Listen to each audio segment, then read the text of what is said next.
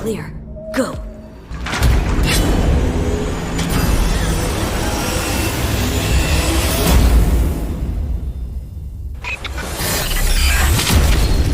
Welcome to the gameplay demo walkthrough of CD Projekt Red's upcoming title, Cyberpunk 2077.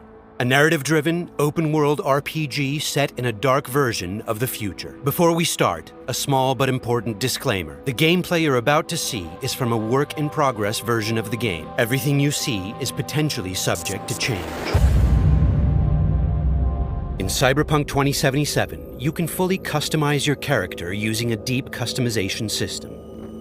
For this demo, we're going to play a female. Keep in mind that what you see here is not final. We just want to give you a glimpse of what will be possible in the released game. This is an RPG, so before we get into our appearance, we need to define our backstory. What you choose here will unlock different possibilities later in the game. Also, you can use an array of different options to modify how you look. These include body type, hairstyle, tattoos, makeup, skin tone, and many, many more. But visuals aren't everything. You'll also be able to customize your initial attribute setup. You'll notice we didn't pick a class. Cyberpunk 2077 features a fluid class system, and you'll be able to modify your class throughout the game. This demo takes place near the beginning of the game. V and her friend Jackie, along with a netrunner named Tiba, are hired to find and retrieve a missing person, a girl whose locator implant went dark. Always clear. Go! 12:37 on your right. Girls inside. Biomon's been down an hour. Better Delta. Cyberpunk 2077 is a first-person role-playing game. This perspective enables us to maximize your immersion. Should have full access in 2.8 seconds. Breached it. Your turn. Órale, lito way, I know. Alarms neutralized.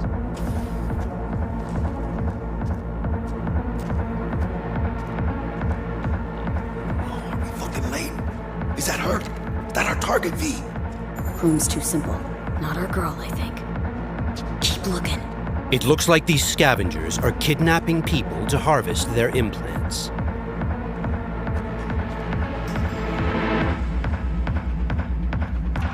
Okay, things are about to get heated.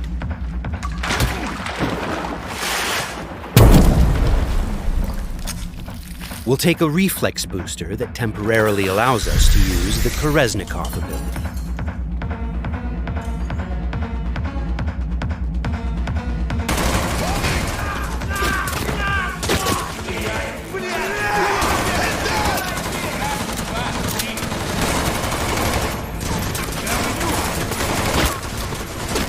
This is Kereznikov.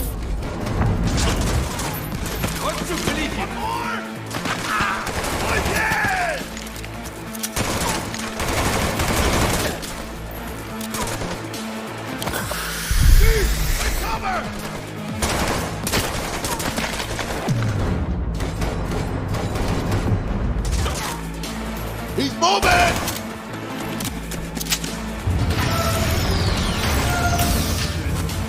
Cover! Find cover! Blast the wall! Go get him! Can't see shit! Oh, who's your fucking partner? Got none to fucking use! Got options here! Room he's in looks out on the balcony. Got a window on the left. Go! China, get his attention! West.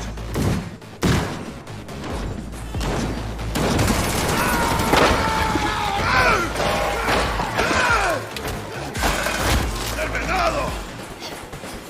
Won't be needing this anymore. Pussy. Layout shows only one room left. The bathroom. Go. Sure hope our target's in there. Cabrones. Think I got her. Got our target. We make it? She alive? This does not look good. No, in a minute. Jacking into Biomon.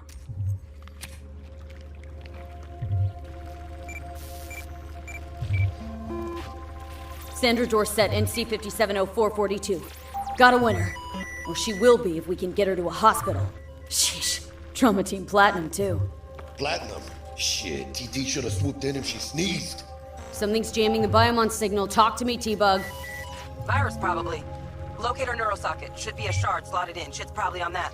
If we clear it, free up the signal, TT could actually drop in, take her off our hands. Got the shard. Removing it now. Done. Greetings, Sandra. An emergency evacuation unit has been dispatched and is due to arrive at your location in 180 seconds. Biomon claims trauma will be here in 3 minutes. Like the fucking cavalry. Well, let's get her out of here. Your premium plan will cover 90% of the projected costs of your rest.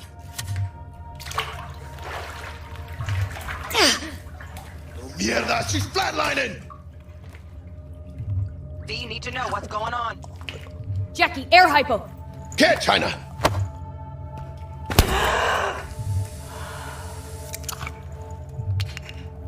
She's stable. Fuera, Jaina. Get her outside.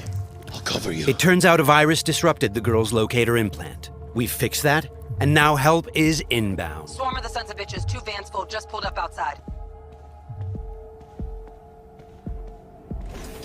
Fuera, get her out. Terrorists!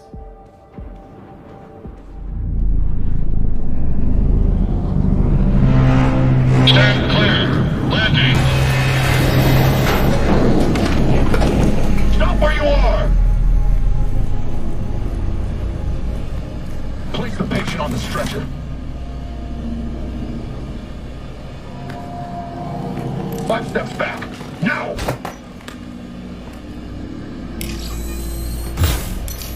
I said step back! TT-133 to control. Patient NC570442 secured. Stimulants being administered, 70 milligrams dopamine, 110 norepinephrine, 800 fibrin.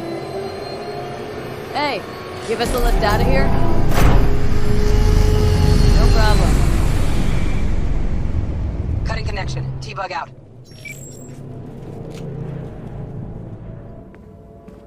All clear. That was Trauma Let's see when Team, me blow. a kind of high-end premium medical Don't insurance. have much time from what Bug said. We've delivered the target, and T-Bug has notified us that the scavengers have called in reinforcements. Let's get out of here before they arrive. I got the eddies for new wheels now. Eyeing something real fine, too. How about you, Jaina? Probably blow it all on booze in 3 days. Talking about somebody else, Jack. You cleaner than a cunt out of combat.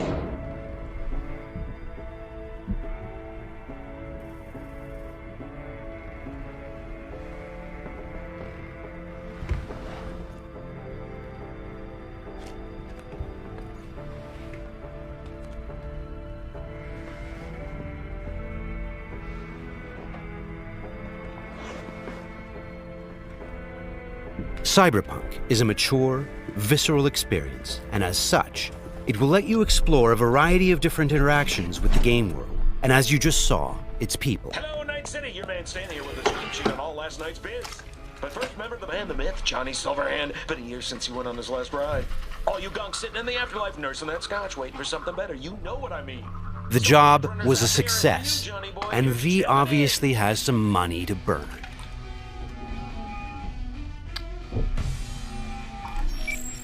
Hey, sup, V? Look, I need to talk to you. Got news as big as my balls. And I got a hot date with my Ripperdoc. Come on, Jaina, make the doc wait. Pull some pants on your culo and get down here. Subway entrance, and bring your iron. Okay, Jackie has just told us that he has some big news for us, and we have an appointment with our Ripperdoc today. Before we leave, let's take a good look around our apartment. Good morning, Night City. The song on the radio is by rocker boy Johnny Silverhand. It's part of our creative process to draw inspiration from the pen and paper system, created by Mike Pondsmith, and to put our own 2077 spin on it. Let's go grab our gear. Okay, we'll take V's trusty pistol,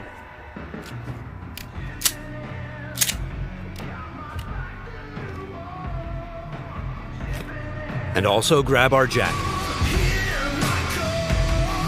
Since Cyberpunk 2077 is an RPG, the jacket not only provides us with protective stats like armor, but it also increases our street cred. Street cred is a form of experience the player acquires by completing side missions.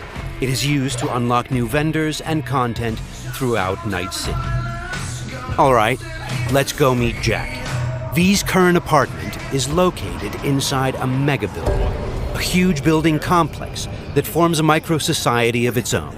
In this timeline, technology and the world have evolved in some ways that seem familiar, but entirely surprising in others.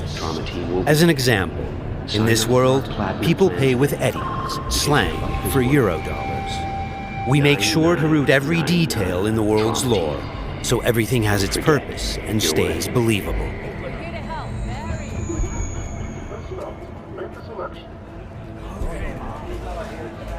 A big part of our RPG experience is having a world that is interactive. Here, a generic ad has morphed into an advertisement specifically tailored to V, informing her of the nearest vendor she can purchase the product. In this case, it shows us where to find some Nicola soda.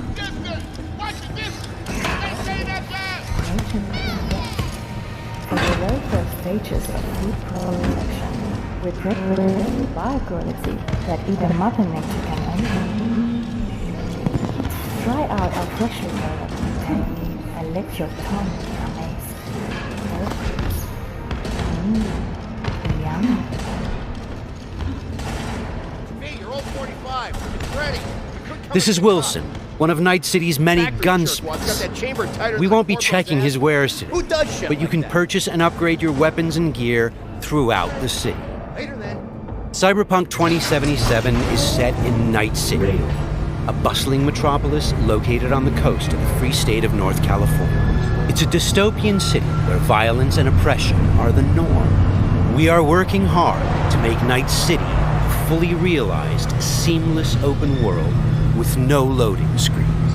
Currently, we're in Watson, a former industrial district where crime now mixes with money. Very strong signal. You kidding me? Damn signal gonked out 3 times. 3 times, yo! It's a piece of shit. Now give me back my eddies. Silverhand's debut album, that. Now he'll ever since, if you ask me. Could be some truth to that.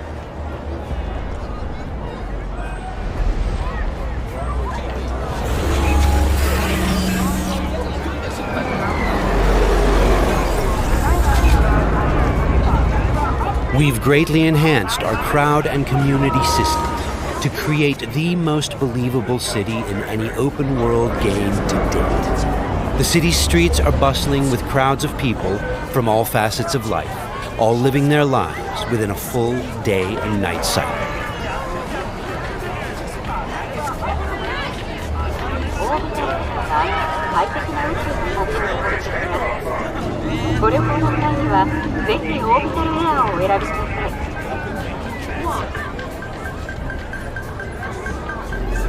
Okay, there's Jackie. Híjole. Fucking finally. Buckle up. Shit's happening.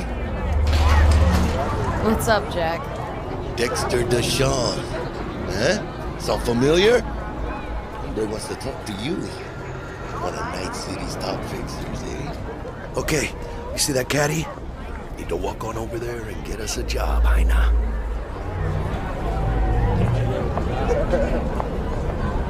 Fine, I'll meet him.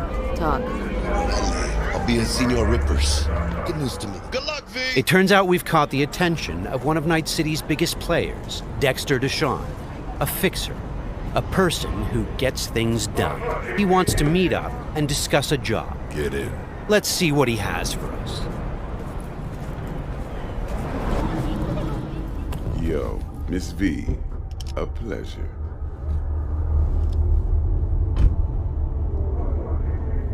Let's roll. Scanning a serious job just now. Playing gargantuan compared to smashing up a scab phone. You interested? Interested, sure. Tell me more. Well, glad to hear it. Before we get started on this, though, I need to be sure. Sure you all right. All right. And the nature of this test? Slaughter in the show.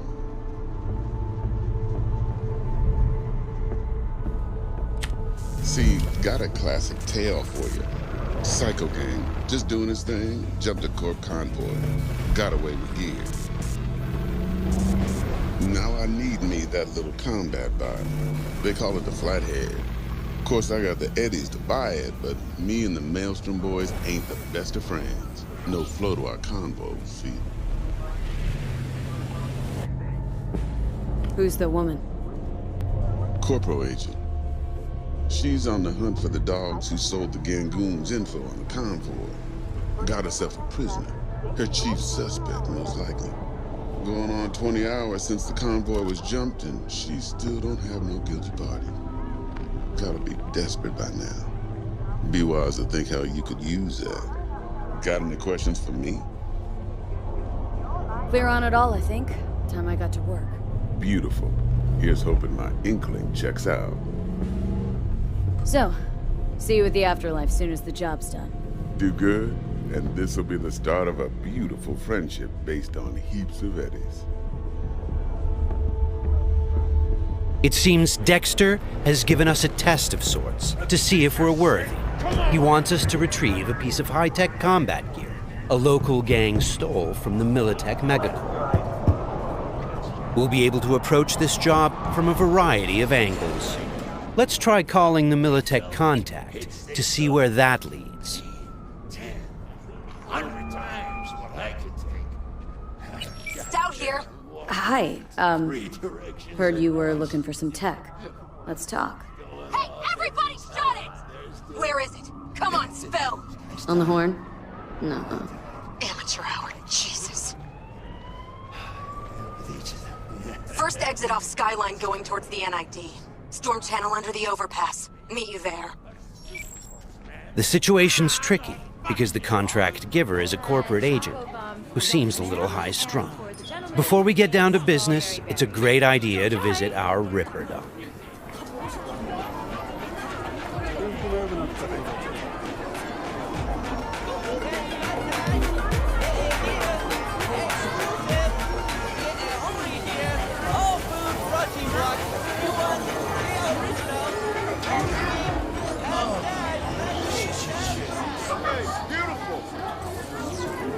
Yeah, you! You see this cam, huh? Yeah, got a real whack tape, change your fucking life.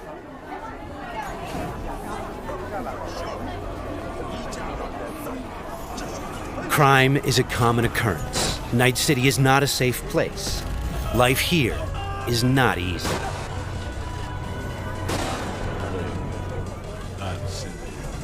Got some real juicy super. Your heart chakra looks a little out of whack, babe. V! I can release... How'd it play out with Dex? It's all here. All right, I'll check it out while I wait for you. V? Dr. Vector, we'll see you now. We're at a Ripperdoc clinic. Ripperdocs are specialist vendors who offer people the possibility to install or upgrade their cyberware. Vicky, spry as ever, you old Ripper. Hernandez passes on the chance, coming in with a couple of hooks. Gaining the upper hand pretty darn quickly. Need to bump up my specs and get a grip. Really? Now? Finally? Vic, shit just got real. Hitting the major leagues. Got a job from Dex Deshawn. The Dexter Deshawn? Yeah, that is something. But let me guess. Hasn't paid you yet. Quit crying, Vic. I'll bring you the eddies later, with interest. You know I will. Last time, I swear. Now sit.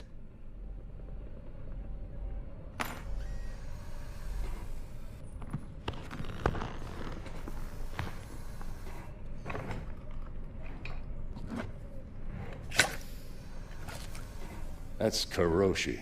Best I've got. And should be about right under the circumstances.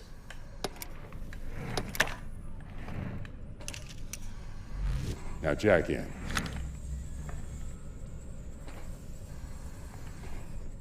You peruse and choose while I scan. See what's going on inside. We're going to install both an optical scanner... Mark 1, like I said. Decent enough scanner. Displays data on your cornea. ...and a subdermal weapon grip. The link's not labeled. And to be perfectly honest, not entirely sure where the hell I got it. Still, looks like it'll talk to Kiroshi Tech. I'm ready. Carve away. Okay, all clean. Now for the fun stuff. Lay that Major League arm of yours right here. Just like that. Thanks. Now a bit of anesthetic, and I can start cutting.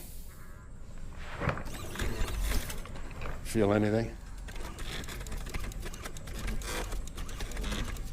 Doc. Play-by-play.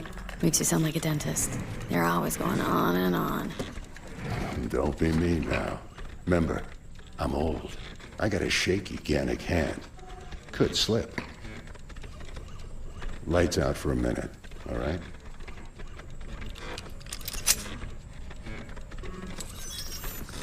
Good. So let's test it. Linking you in.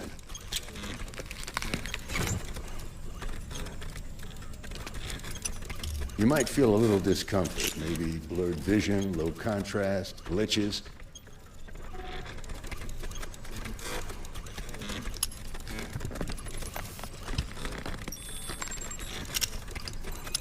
So, how's it look to you? With the scanner, we can zoom in on things and take a closer look.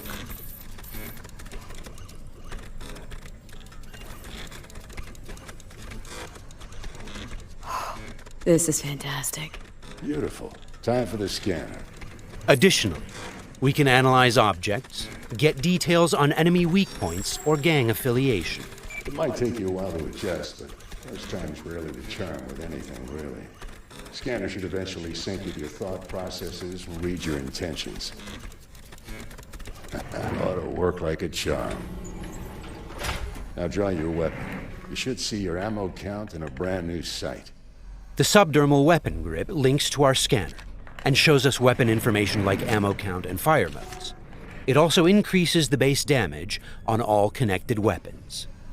Shit, Victor. Not bad. I don't know what to say. Say you'll take this and remember the dosage. 2 whiffs now, and another 2 in an hour. Thanks again. You're the best, Vic. Go on, kid. Show them what you can do. And once you hit the big time, don't forget where you came from.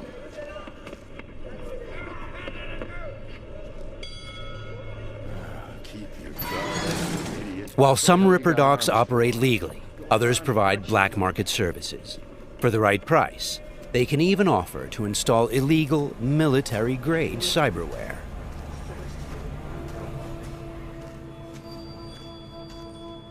Left a few minutes ago. Said he'd wait outside.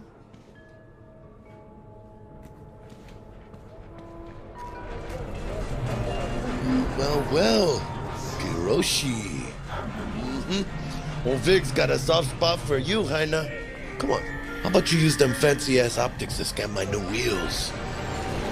Sure, but you'll have to let me take it for a spin. Hey, just watch the paint job.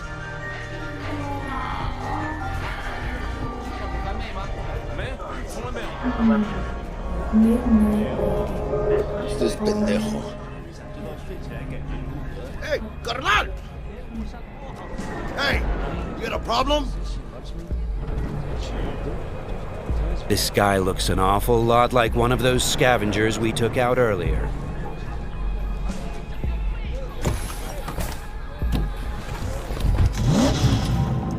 Something tells me that wasn't no coincidence, huh?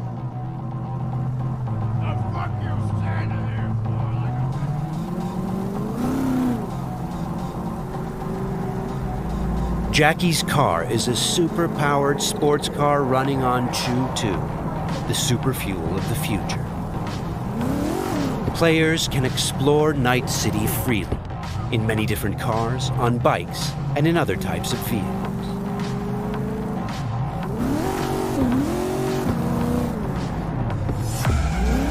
not look good.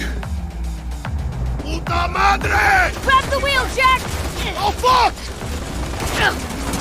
It looks like the scavengers from earlier are still angry. They're pulling ahead, Heiner! Watch it now! Got it! All right!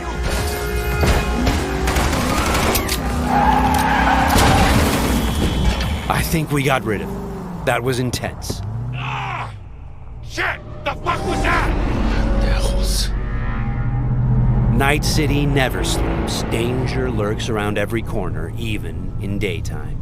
Random encounters like these are an example of how your actions directly influence your open world experience. Let's get the fuck out of here. Okay, Jackie. So, think they're done riding our asses? Scavs? Sure, maybe. Should be looking for a new spot to slice and dice, not gunning after us. But who knows? Real messed up pendejos, Scavs. Saw it yourself.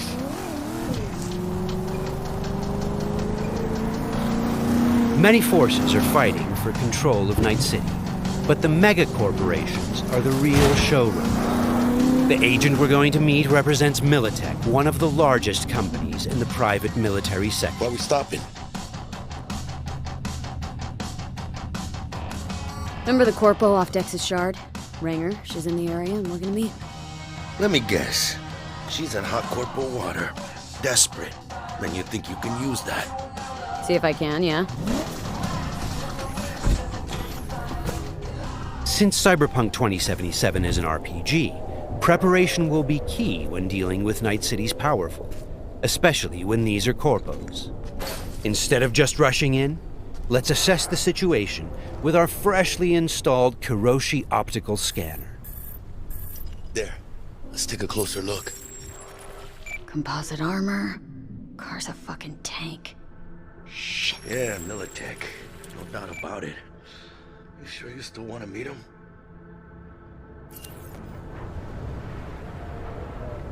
Yeah, gotta do this. But don't you move a damn muscle. Not unless I start, that is.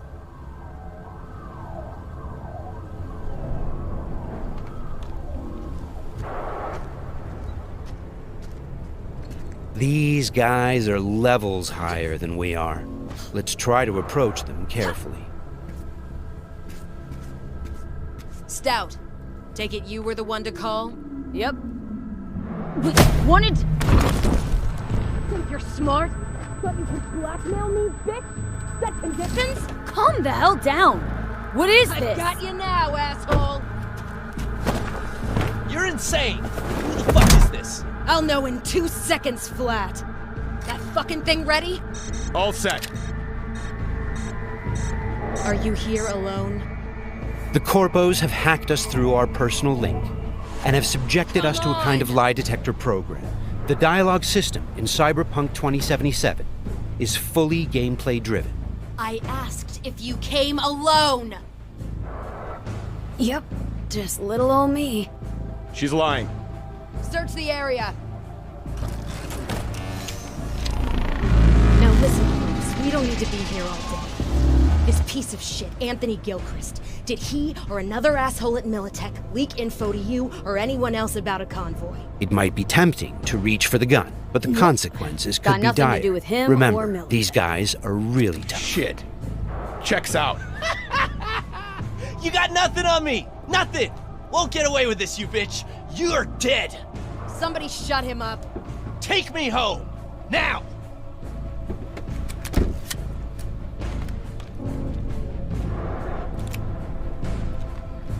All right.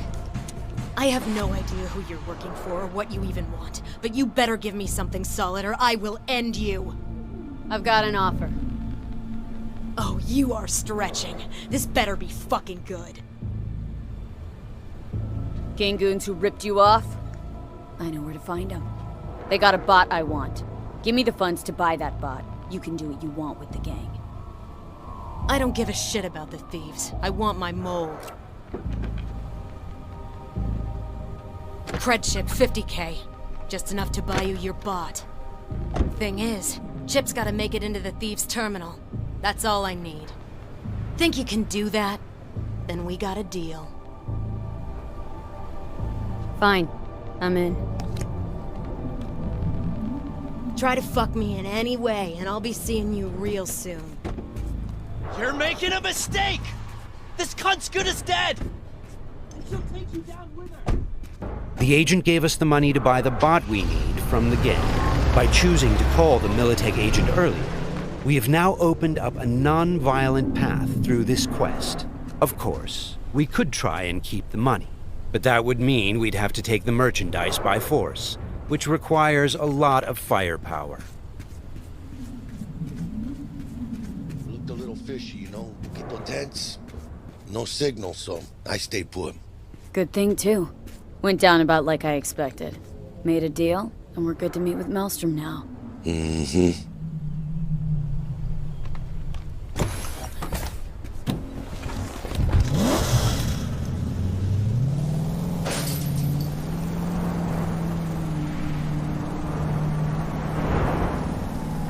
Be there soon.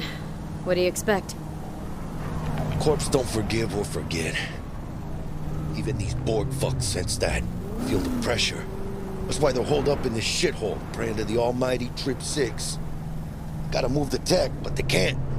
Cause your new best friend from the tripped out, tanked out SUV is just begging them to try. How you want to do this? Even now, we can choose how to approach this quest. Do we go in guns blazing, or do we try to negotiate for the bot? Plan's simple. We pay with the Corpo's cred and get out. I don't know, but you're calling this one. For this demo, let's try the more don't trust my diplomatic charm? approach. Tough shit. All we need's for them to buy it.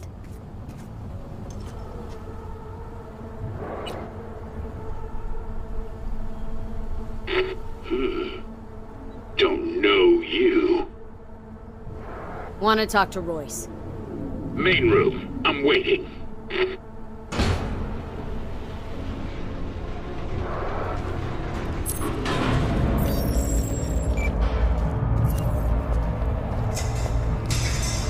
get damn well prepared. All strapped with Militech gear. Psycho Borgs chromed out with military-grade hardware worth millions. Should be The guys we're about to meet are dangerous. They are members of the Maelstrom gang, and their obsession with body modification goes way beyond even this world's standards.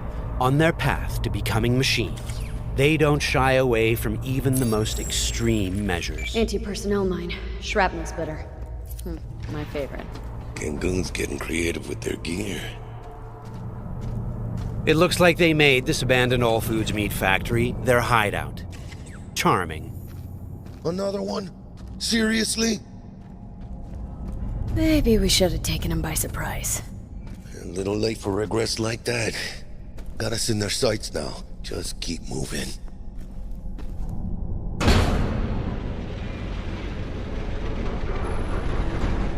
Stay cool. They're just trying to spook us. Remember, we've chosen to buy the tech, not steal it. Hopefully this will go fast and easy. This is a pretty well-guarded place. You can imagine what would have happened if we'd taken the violent path.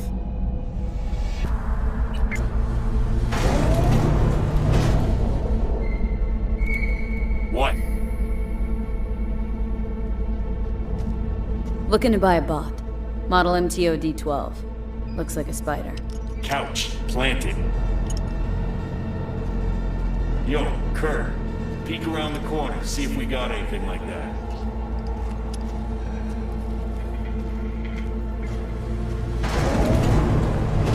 Well, shit.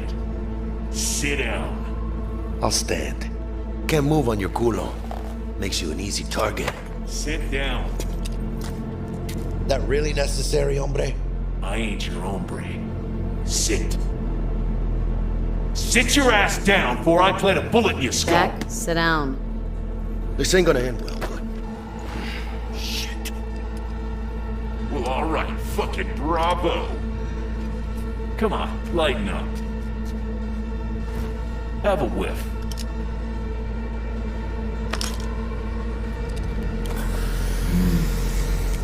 Better.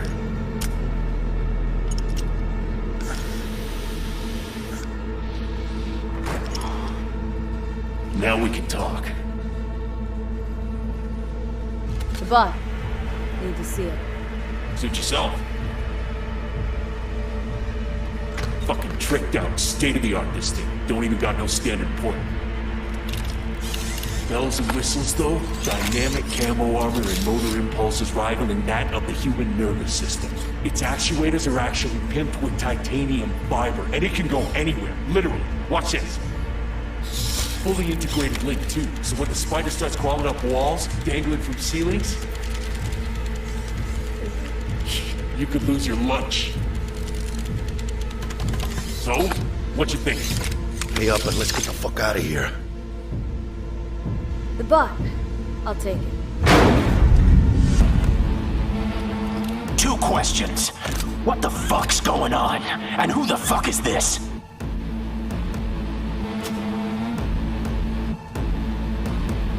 Got 50 large on this Kretchen. And you positively reek of Militech. Dexter Deshawn sent me. Dexter Deshawn. Dreads. Gold plate. Fat old fuck. That him? We'll pay for the bot and be on our way. How much you say you had? 50K? Creds on this.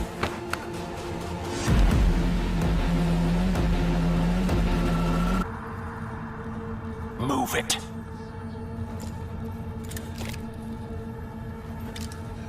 Woo, not the smoothest deals, but it worked out in the end, right? Flathead's good gear. It'll do the trick.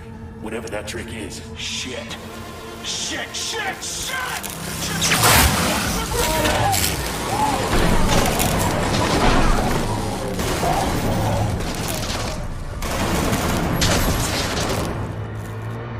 It turns out the cred chip we got from the Militech agent contained a virus which fried their system. Virus must have tripped security. Royce, their leader, is making a break for it. Militech had to end this way. Before we figure out a way to leave, let's grab the splinter that controls the bot from one of these dead maelstromers.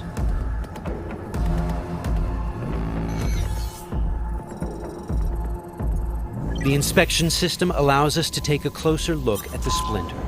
You can inspect specific items to reveal details that can help in solving quests.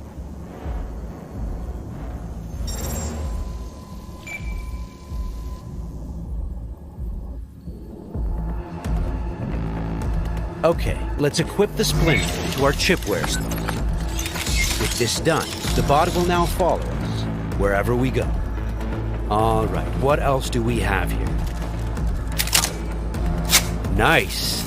A street-modified tech shotgun. Tech weapons fire rounds that penetrate walls and other types of cover.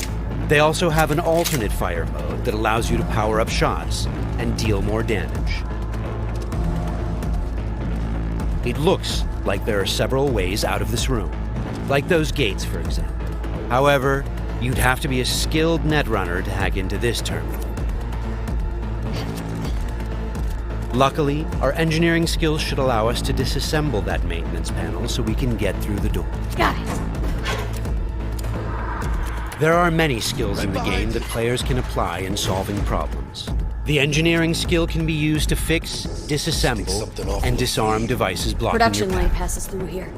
And we're gonna pass through with it. So, from this point on, we're going to unlock the abilities of a high-end character to showcase some of the different mechanics we have in the game. I'll get him.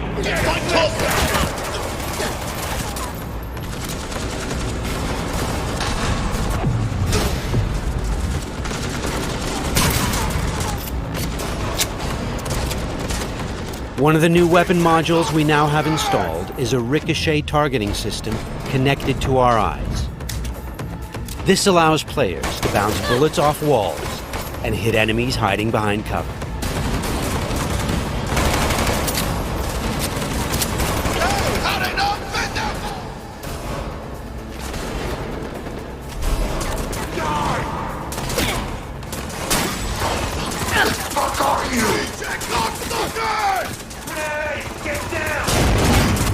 Fucking! This is another targeting system that will reveal enemies behind walls. Paired with the penetrating rounds of our tech shotgun, it's a deadly combination.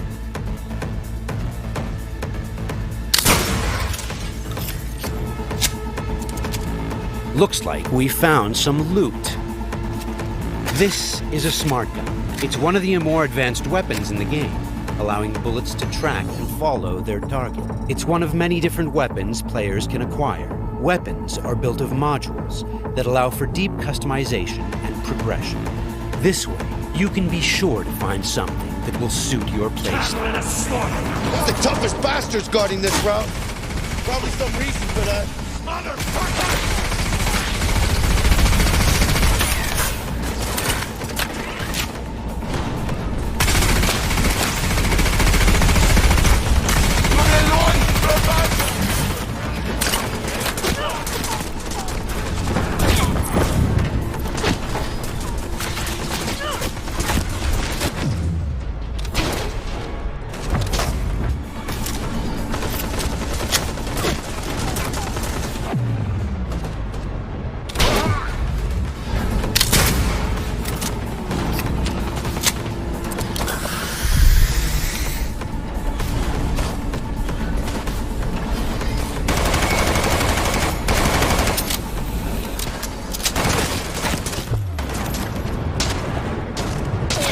Jesus Christ!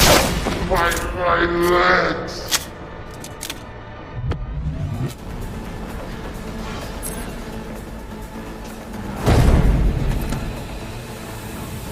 Just a reminder, everything you've seen and are about to see, including this particular feature we're about to show you, is from a work-in-progress version of the game and may change over the course of development. Okay, all that shit's covered? Okay, let's try something different.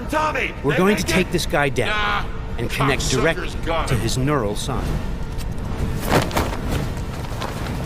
In the world of Cyberpunk, once you are jacked into a network, you have access to everything it connects to. Through this Maelstrom gang method, we've now connected to the gang hideout's internal network. This is the building's personnel system. Let's focus on the squad containing the Maelstrom ganger we just connected to. From here, we can deploy software that affects the whole squad. For now, we'll simply unlock the ability to perform quick hacks. All right, time to show off our new high-level abilities. With Quick Hack, using the backdoor we unlocked a minute ago, we'll install a virus that jams the connection between the Maelstrom ganger and his weapon. This will prevent him from firing.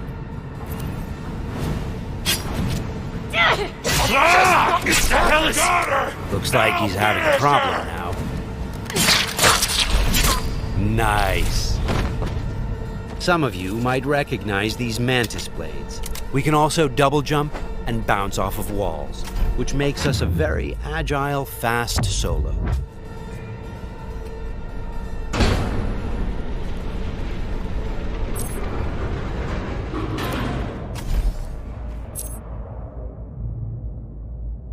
Check down here.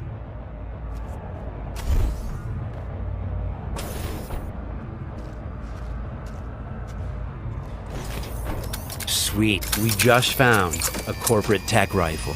Corpo weapons are top of the line.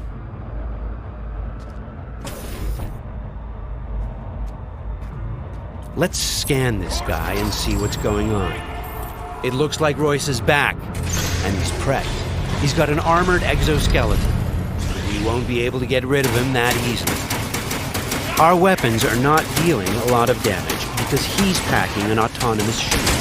Luckily, the scan we performed earlier revealed a weak spot. Attacking it should bring the shield down.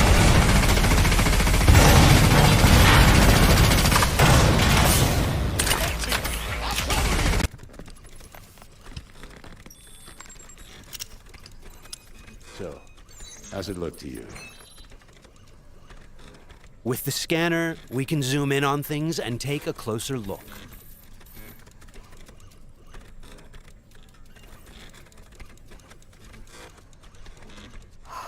This is fantastic. Beautiful. Time for the scanner. Additionally, We can analyze objects, get details on enemy weak points or gang affiliation. It might take you a while to adjust, but first time's rarely the charm with anything, really. Scanner should eventually sync with your thought processes and read your intentions. Ought to work like a charm. Now draw your weapon. You should see your ammo count in a brand new sight. The subdermal weapon grip links to our scanner and shows us weapon information like ammo count and fire modes. It also increases the base damage on all connected weapons. Shit, Victor. Not bad. I don't know what to say. Say you'll take this and remember the dosage. 2 whiffs now, and another 2 in an hour. Thanks again. You're the best, Vic. Go on, kid. Show 'em what you can do. And once you hit the big time, don't forget where you came from.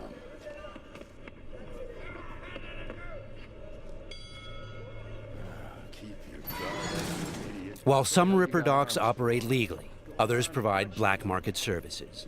For the right price, they can even offer to install illegal, military-grade cyberware.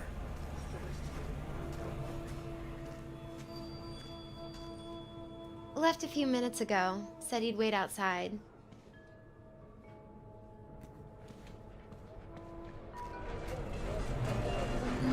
Well, Hiroshi. Old Vic's got a soft spot for you, Heina. Come on, how about you use them fancy-ass optics to scan my new wheels?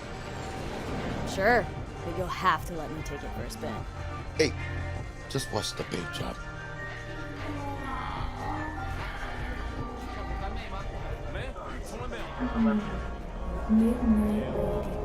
Who's this pendejo?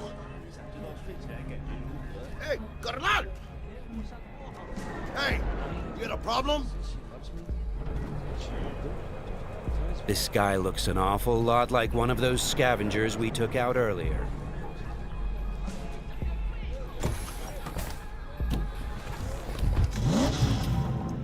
Something tells me that wasn't no coincidence, huh?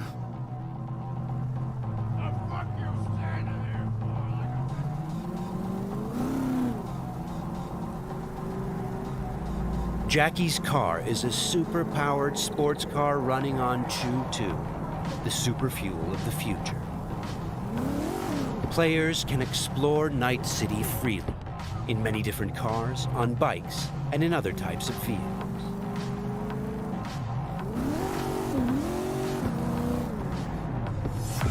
This does not look good. Puta madre! Grab the wheel, Jack! Oh, fuck! It looks like the scavengers from earlier are still angry.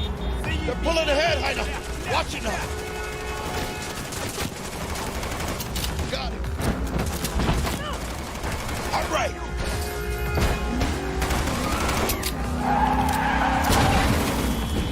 I think we got rid of him. That was intense. Shit! The fuck was that? Devils. Night City never sleeps. Danger lurks around every corner, even in daytime. Random encounters like these are an example of how your actions directly influence your open world experience. Let's get the fuck out of here. Okay, Jackie. So, think they're done riding our asses? Scavs? Sure, maybe. Should be looking for a new spot to slice and dice, not gunning after us. But who knows? Real messed up pendejo, Scavs. Saw it yourself.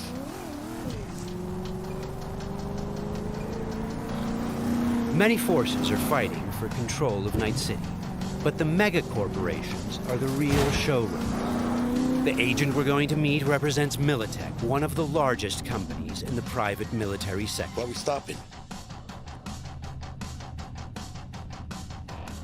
Remember the corpo off Dex's shard? Ranger, she's in the area and looking to meet. Let me guess. She's in hot corporal water. Desperate. Then you think you can use that. See if I can, yeah? Since Cyberpunk 2077 is an RPG, preparation will be key when dealing with Night City's powerful, especially when these are corpos. Instead of just rushing in, Let's assess the situation with our freshly installed Kiroshi optical scanner. There. Let's take a closer look. Composite armor. Car's a fucking tank. Shit. Yeah, Militech. No doubt about it. You sure you still want to meet him?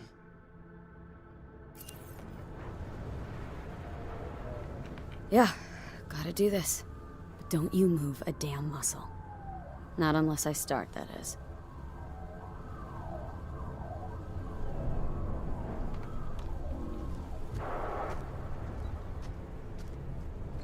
These guys are levels higher than we are. Let's try to approach them carefully. Stout. Take it you were the one to call? Yep. Wanted... Think you're smart? Thought you could blackmail me, bitch? Set conditions? Calm the hell down! What is this? I've got you now, asshole! You're insane! Who the fuck is this? I'll know in 2 seconds flat. That fucking thing ready? All set. Are you here alone? The Corpos have hacked us through our personal link and have subjected us to a kind of lie detector program. The dialogue system in Cyberpunk 2077 is fully gameplay driven. I asked if you came alone! Yep, just little old me. She's lying. Search the area. Now listen, folks, we don't need to be here all day. This piece of shit, Anthony Gilchrist, did he or another asshole at Militech leak info to you or anyone else about a convoy? It might be tempting to reach for the gun, but the consequences could Got be nothing dire. to do with him or Remember, Militech. these guys are really tough. Shit. Checks out. You got nothing on me! Nothing! Won't get away with this, you bitch! You're dead! Somebody shut him up. Take me home! Now!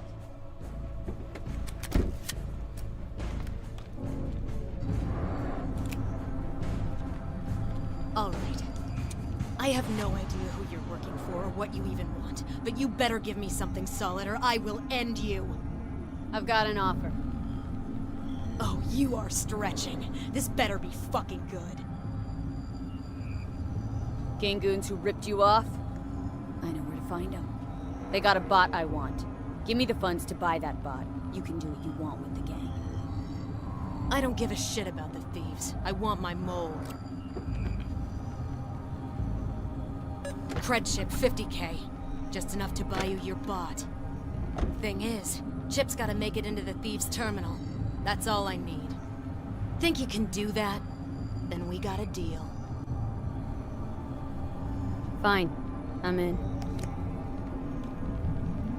Try to fuck me in any way, and I'll be seeing you real soon.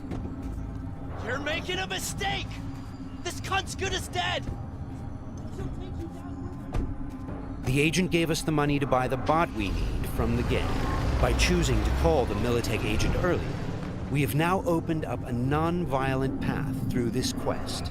Of course, we could try and keep the money, but that would mean we'd have to take the merchandise by force, which requires a lot of firepower.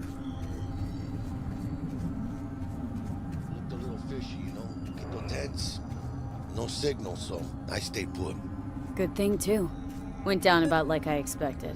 Made a deal, and we're good to meet with Maelstrom now. Mm-hmm.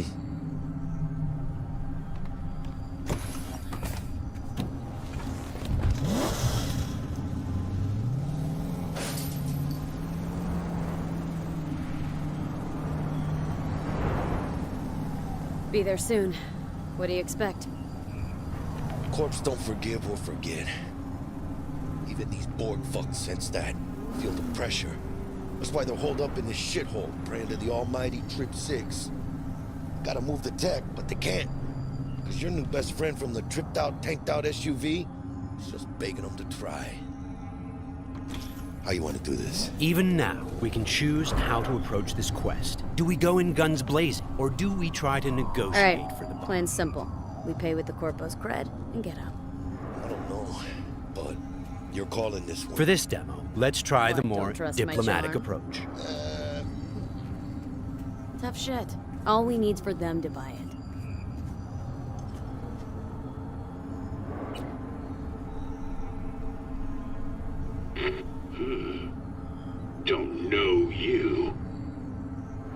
Want to talk to Royce. Main room. I'm waiting. They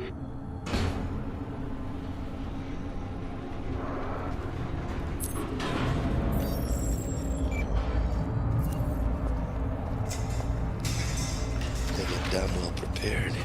All strapped with Militech gear. Psycho Borgs chromed out with military-grade hardware worth millions. Should be The guys we're about to meet are dangerous. They are members of the Maelstrom gang, and their obsession with body modification goes way beyond even this world's standards. On their path to becoming machines, they don't shy away from even the most extreme measures. Anti-personnel mine. Shrapnel splitter. My favorite. Gangoon's getting creative with their gear. It looks like they made this abandoned All Foods meat factory their hideout. Charming. Another one? Seriously? Maybe we should have taken him by surprise. A little late for regrets like that. Got us in their sights now. Just keep moving.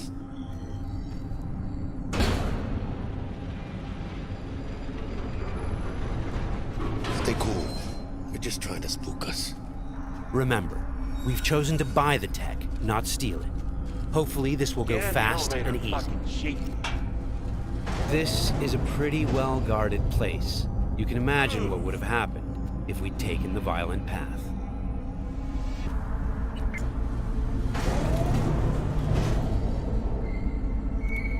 What? Looking to buy a bot. Model MTO D12. Looks like a spider. Couch planted. Yo, Kurt, peek around the corner, see if we got anything like that.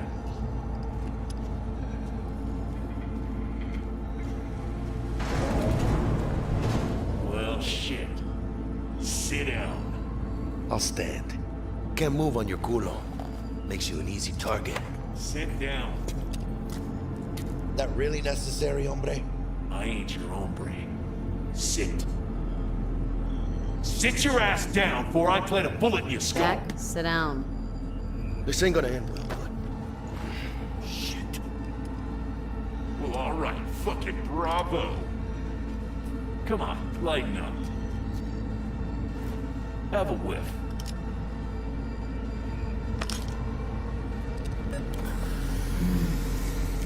Better.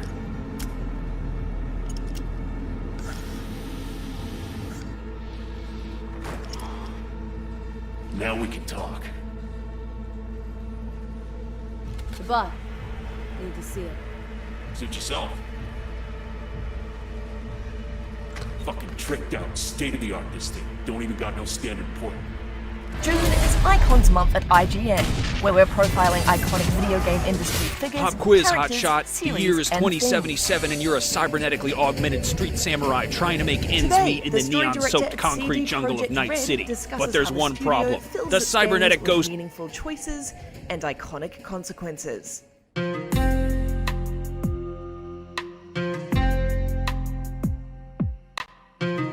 My name is Marcin Blacha. I'm working in CD Projekt Red as the story director, and in The Witcher 3 I was working as the lead writer. In CD Projekt Red we want to build worlds that are believable and the worlds that are really engaging. The Witcher is set in a really grim and gritty world, and we always want to keep this world to be realistic. That's the reason why we avoid black and white choices, because they put the gamer out of the experience. In Witcher games we want to talk about serious problems, about, complex situations, about things that sometimes make the player uncomfortable. So we avoid black and white choices because they are not emotionally engaging. The world outside is not black and white, it's not simple. And when you want to create something as engaging as the real world, you have to avoid black and white choices. When you are doing a game with many choices and consequences, you can always fall into a trap. and you start to creating a pattern. It's easy to recognize this pattern. And sometimes I play video games or I watch movies, and at some point I start to see the pattern, and then I know what's going to happen next, and I know who done it, and who's the murderer. And we want to avoid it because we believe that our players are smart people, and we don't want them to be bored by the game. So what we do is sometimes consequences in our games rely on many choices. For example, with Ciri, the fate of Ciri depends on many choices, and sometimes, on the other hand, very heavy consequence relies on something really simple and something, trivial. And that's the case of Anna Henrietta. We want the player all the time to be aware and suspicious that we are planning something really bad. So we want the player to pay attention, and we want to surprise him all the time. We shall go, accompanied by the best possible escorts. You, Captain, and Geralt. So when we are working on our stories, usually we add those more meaningful choices and consequences later. And we do it because we want to be really familiar with all the stories we are crafting and with all the characters. For example, pretty late we understood what should happen to Ciri at the end. And I think it was a natural process because, we had some ideas how to end the game, but after, reworking and reworking it again, I think this enlightenment wasn't possible, at the beginning of the process. Games right now, visually they are like movies, and pretty soon they will be exactly like the movies. And I think that the games will start to look for their own identity, and they will find this identity in interaction. And what is interaction? It's choice and consequences. In the case of the story, you're choosing between two paths of the story or two moral choices. Let's say you play a game and you have this moment when you have to choose between something and something. At this moment, in modern games, usually you can pretty much guess what is going to happen if you choose this thing, and what will happen if you choose the other thing. The new generation of consoles will bring us more complex and more mature games. I expect that the storytelling will be more subtle, and that you won't have these gamey moments. You will be just going through a fluent experience when you make choices and when you meet the consequences, but it will be more organic, and you won't see those stitches that are, usually present in modern games.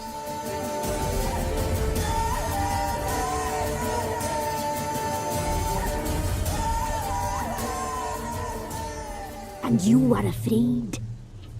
You feel fear. You lie. I don't feel a thing anymore.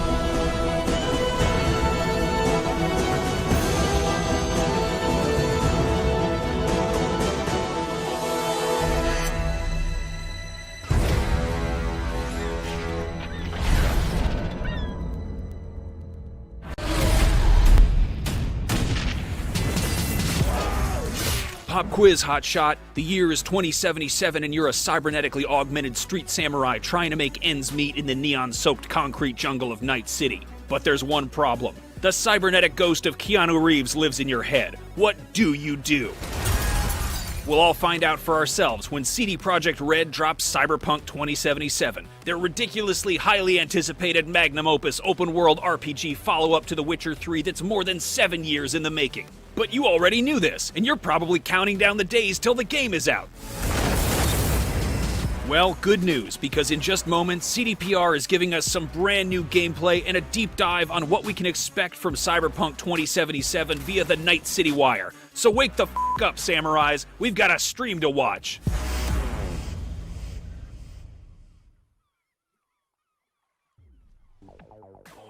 Hello everybody, Max Scoville here, and welcome back to IGN Summer of Gaming. It is almost time for the Night City Wire stream, in which CD Projekt Red will showcase never-before-seen gameplay and reveal new details about the world and mechanics of Cyberpunk 2077. You already knew that, but we'll keep you company until then and get you up to speed on everything we know about the game so far. But while we do, there's something you can do for us. All summer long, IGN is asking you to give to the Bail Project and the World Health Organization by following the links in the video description or by heading over to donate.ign.com. The Bail Project provides bail for families in need of support in support of Black Lives Matter, and the World Health Organization's COVID-19 Response Fund, as you might suspect, is dedicated to studying, treating, and combating the coronavirus pandemic. By donating, you will have a chance to win IGN gift cards, game codes, or swag from companies like Bethesda and PlayStation, and donors who give more than $50 will have a chance to win a custom Summer of Gaming Xbox One X. For even more Summer of Gaming goodness, download the TikTok app, follow IGN, and search for IGN Summer of Gaming hashtag for a slew of bonus clips or to upload your own awesome gameplay moments. Or you can leave us a Yappa comment on IGN.com, and your Yap might show up later on the stream. Plus, later today, we've got a Resident Evil 7 speedrun for charity and an episode of Next Gen Console Watch, and you can catch all of it wherever you stream IGN or on channel IGN1 on your Samsung TV Plus. Whew. Anyway, as for Cyberpunk 2077, let us take a quick crash course on everything we know about this ridiculously highly anticipated game, which will all be obsolete when we find out more at Night City Wire. But let's take a look anyway.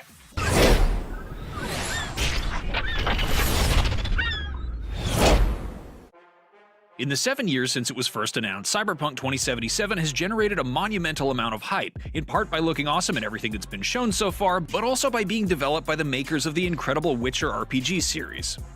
That developer, CD Projekt Red, has managed to keep our interest peaked by being very tight-lipped about what's in store. However, Cyberpunk is far from an unknown quantity. Here is everything we know about Cyberpunk 2077, as of the middle of 2020. Cover! Find cover! Cyberpunk 2077 is a single-player open-world RPG with real-time combat which is seen almost entirely from a first-person perspective, with the rare exception of a few third-person cutscenes. You'll take on the role of a character known as V, but unlike Geralt of Rivia in the Witcher games, V is totally customizable, from stats and perks to their backstory or life path, and of course appearance, which lets you adjust everything from hair color all the way down to buttocks and genitalia. As the title would suggest, a major element in cyberpunk culture is body modification, cybernetic and otherwise, so expect character customization to be an ongoing thing. Just like in the Deus Ex series, upgrades to V's implants will affect gameplay, whether you're installing high-tech robotic eyeballs that help you aim your guns better, or a translator chip that opens up new dialogue options by making V fluent in a new language faster than you can say Rosetta Stone. In Cyberpunk 2077, it seems like many features we're accustomed to unlocking via menu screens could be applied more organically within the world thanks to the post-human setting. Meanwhile, street cred is an actual in-game stat, so picking out a cool outfit will do more than just make you look like a badass, it'll make NPCs treat you like one too. It sounds like how Fallout lets you boost your charisma stat with a cool hat, right? You might even have to make tough choices about whether to prioritize style or various combat resistances when deciding what not to wear. Would you rather die or look like a dork? That's the real question. CD Projekt Red's game is based on the 30-year-old pen-and-paper role-playing game Cyberpunk 2020, and the developers have been working closely with the original creator, Mike Pondsmith, to adapt the existing lore and rule set of the analog experience into a modern blockbuster video game. So if you're hungry for deep-cut lore, there's a stack of sourcebooks out there you can familiarize yourself with right now to get a head start, but given how much time has passed in-universe between Cyberpunk 2020 and 2077, the team at CDPR has had plenty of world-building of their own to do. Even die-hard fans of the original Cyberpunk will almost certainly have plenty of surprises. The overarching plot of the main campaign is still shrouded in mystery, but it seems like a major factor is the chip embedded in V's head. That sliver of silicon contains the digitized ghost of legendary rocker boy Johnny Silverhand. Johnny is a key figure in the original RPG, but even if you aren't up on your history, you'll probably instantly want to hang out with him because in Cyberpunk 2077, he's played by one Mr. Keanu Reeves. You may know him from such classic cyberpunk films as The Matrix, Johnny Mnemonic, or Bill and Ted's Bogus Journey. No way! But you can expect way more than a few hastily muttered celebrity one-liners. Keanu spent 15 days recording lines at CD Projekt Red's studio, and as a result, Johnny allegedly has more dialogue than any other character in the game, other than yours, of course. Aside from getting comfortable with this posthumous cybernetic stowaway sidekick, V will have to navigate relationships between Night City's numerous factions. On street level, that means tussling with gangs like, say, the Animals, who are a bunch of steroid-addled bodybuilders, or Maelstrom, whose body modifications are of a more high-tech variety. But on a larger scale, Night City is ruled by massive global corporations that manufacture everything and wield more control over people's day-to-day lives than the government. If The Witcher 3 is any indication, we're in for a substantial main campaign, but CD Projekt Red promises a wide variety of street story side quests on top of that, around 75 of them in fact. The team working on all that content is around 5 times larger than the one that built The Witcher 3's optional adventures, so we can expect them to be pretty meaty. At a glance, Cyberpunk's combat might look like straightforward first-person gunplay, but you can expect there to be more than one way to tackle your objectives. Depending on whether you choose to lean into combat or less confrontational skills like stealth and hacking, it seems like you'll have plenty of opportunities to talk your way out of tight situations. In terms of geographic scale, CDPR has estimated that Cyberpunk 2077 might be a bit smaller than The Witcher 3 in terms of square mileage, but acreage isn't everything. Night City is a densely packed urban metropolis as opposed to a medieval fantasy countryside, and that means we can expect a lot of towering skyscrapers that are potentially cities unto themselves. Of course, there will also be some wilderness areas. The Badlands on the outskirts of Night City are a drought-ravaged wasteland plagued by raiders. Either way, the team has put an emphasis on giving us an extremely detailed world to explore, and what we've seen so far suggests they might be telling the truth there. While Geralt's beloved steed Roach has left 4 big horseshoes to fill, Cyberpunk 2077 will have a stable of high-tech motor vehicles to get you from point A to point B in this sprawling dystopia. Expect to cruise around in everything from motorcycles inspired by Akira to kit-bashed muscle cars that pay homage to Mad Max.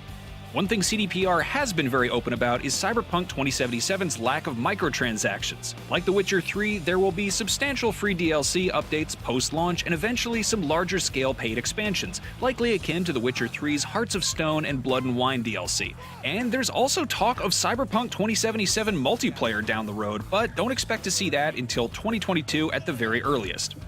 So there you have it, a crash course in what to expect from Cyberpunk 2077. Undoubtedly, we will all know a whole lot more when CD Projekt Red shows even more in the scheduled Night City Wire presentation, and from there it's just a matter of counting down the days when this game finally comes out. What kind of character will your first run as V be? Let us know in the comments, and for everything else we find out about Cyberpunk 2077 before and after its launch, stay jacked in to IGN.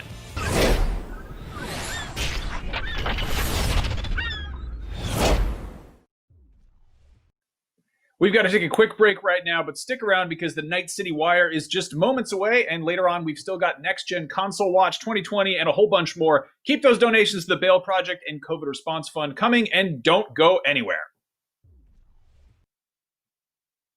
IGN Summer of Gaming is presented by The Last of Us Part 2, available June 19th, rated M for mature.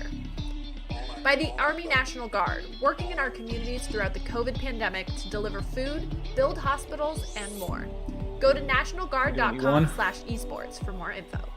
And by Fuser, who will be partying with us all summer long. I've got some big news. The bank finally came through, and I'm holding the keys to a brand new.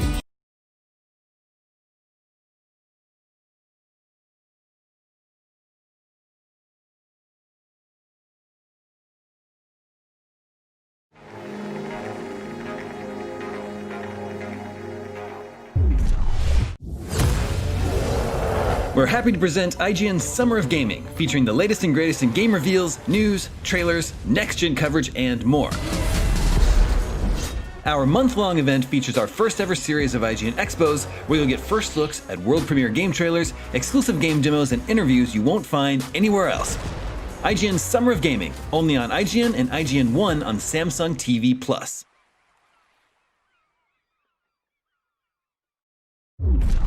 Tired of watching IGN on those tiny cell phones and tablets? Well, IGN is moving to your living rooms. Starting in June, tune into IGN One on your Samsung TV Plus to see all that IGN has to offer, beginning with our exclusive Summer of Gaming event. You'll get first looks at world premiere game trailers, exclusive game demos, and next-gen console coverage that you won't find on any other network, only on IGN 1. The next generation of video gaming is on the horizon, and IGN is here to bring you the latest PlayStation 5 and Xbox Series X news and analysis in our new weekly show, Next Gen Console Watch 2020. We'll bring on the experts to discuss and analyze all the latest developments around these new consoles. From frame rates, services, features, peripherals, and even all the new tech jargon, Next Gen Console Watch 2020 will keep you up to speed on everything leading up to the next generation of gaming. Join us every Friday for a new episode. News, games, and more is IGN's live news show every day of the week that covers all the day's news about games, movies, comics, and of course more. This is our daily live show that takes a rotating cast of IGN talent going over all the latest news of the day while taking live questions and comments from chat. We're live every Monday through Friday at 4 p.m. Pacific, 7 p.m. Eastern, and you can find us on mixer.com/IGN, youtube.com/IGN, and twitch.tv/IGN. See you there.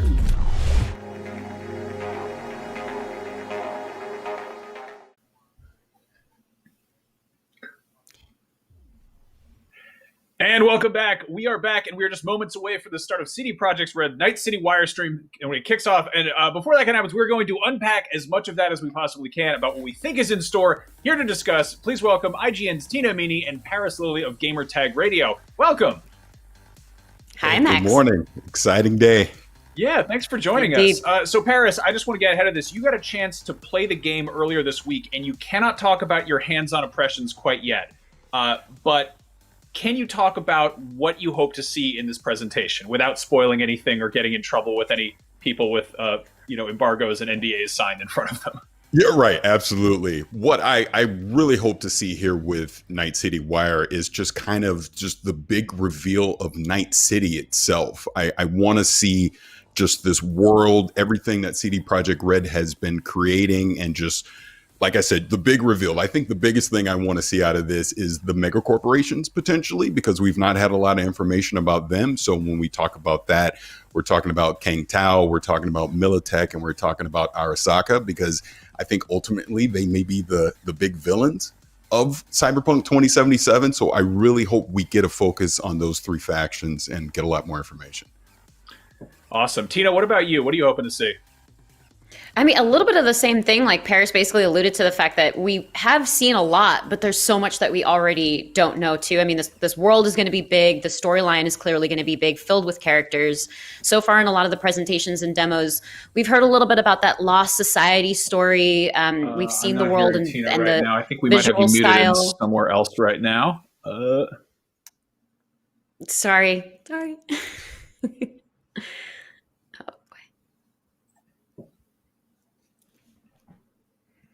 Okay. Can you guys hear me? We can hear you, Tina. I think you're muted in Discord, so I can't hear you.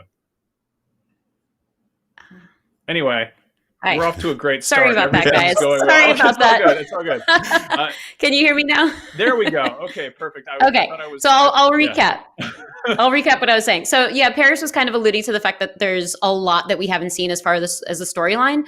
So we do have, we know a little bit about that like lost society background. We've seen a couple of forms of quests in a lot of the demos that CD Projekt has been gracious enough to show us, and what those different play styles look like. And we know that it's an M-rated game, but I want to see more of that maturity that extends beyond just, customizing your genitals and sex scenes and relationship building.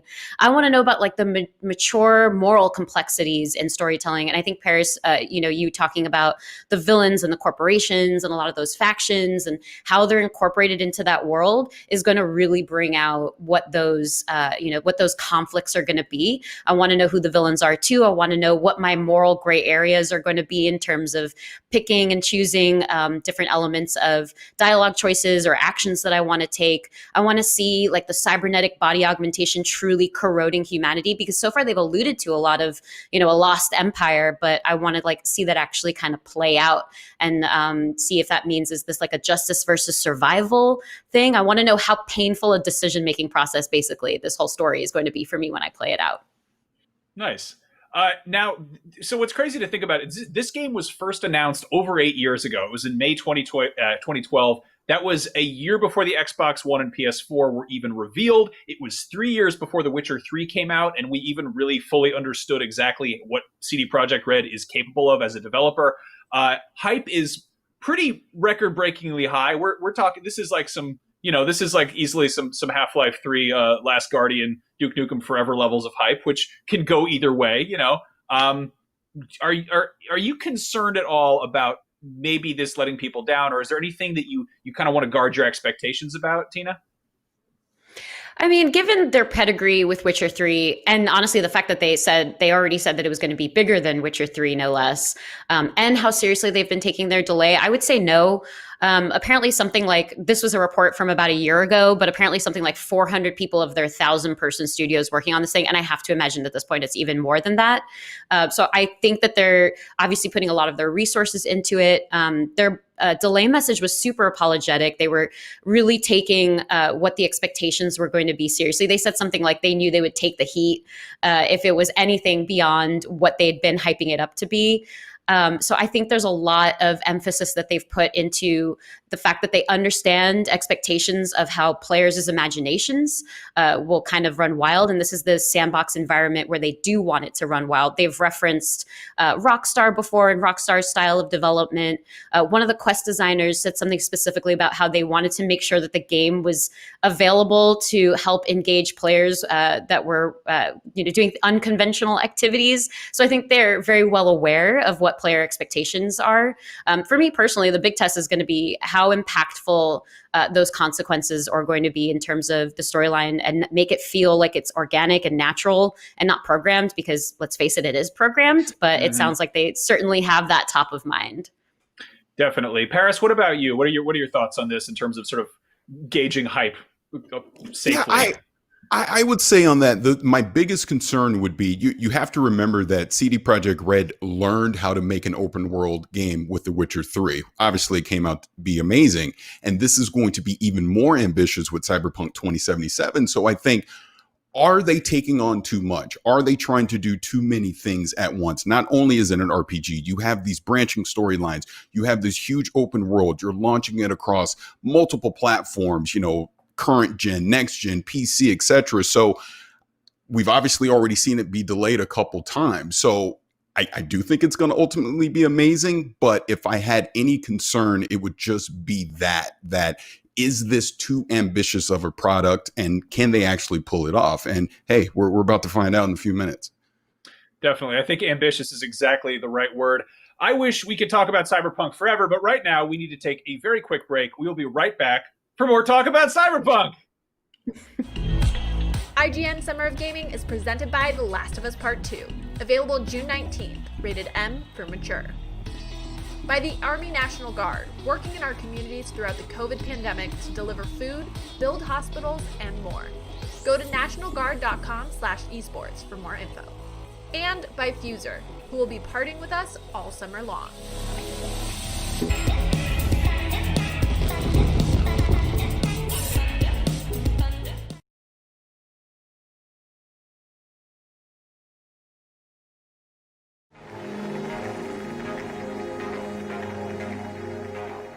The next generation of video gaming is on the horizon, and IGN is here to bring you the latest PlayStation 5 and Xbox Series X news and analysis in our new weekly show, Next Gen Console Watch 2020. We'll bring on the experts to discuss and analyze all the latest developments around these new consoles. From frame rates, services, features, peripherals, and even all the new tech jargon, Next Gen Console Watch 2020 will keep you up to speed on everything leading up to the next generation of gaming. Join us every Friday for a new episode. Not only is IGN the world's biggest media brand for games and entertainment, but we also have a team of some of the world's biggest fans of your favorite franchises. From breaking news and exclusives, never-before-seen looks at movies and games, to reviews, let's plays, and live streams, IGN brings you all the coverage you need, no matter where you are. IGN, the #1 source for all games and entertainment fans worldwide. Everybody loves watching a speedrun of their favorite game. But what if you got the opportunity to peek into the minds of the developers while they watch their games getting completely wrecked? That's exactly what happens in every episode of Game Devs React to Speedruns. You can do that. Oh my god! We invite you to ride along with the developers as they react to, question, and enjoy some of the most skilled players exploiting and speeding through a game it took years of their life to create. Join us every Saturday for a new episode. Hey there! Do you have opinions on games, movies, TV, or other weird stuff on the internet? You can take part in our new show, Power Ranking, where you can vote on all your favorite things on the internet. Do it now! Do it! Just go! Vote! Go vote! News, games, and more is IGN's live news show every day of the week that covers all the day's news about games, movies, comics, and of course more. This is our daily live show that takes a rotating cast of IGN talent, going over all the latest news of the day while taking live questions and comments from chat. We're live every Monday through Friday at 4 p.m. Pacific, 7 p.m. Eastern. See you there.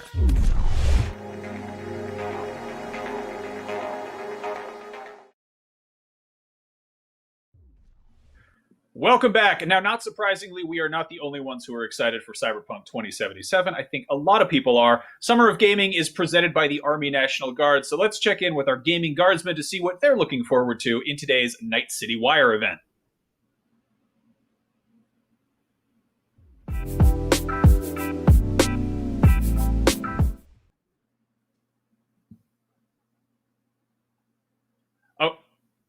All right. Well, unsurprisingly, we aren't the only ones excited for Cyberpunk 2077. All right. Summer of Gaming is presented by the Army National Guard, so let's check in with our gaming guardsmen to see what they're looking forward to in today's Night City Wire event.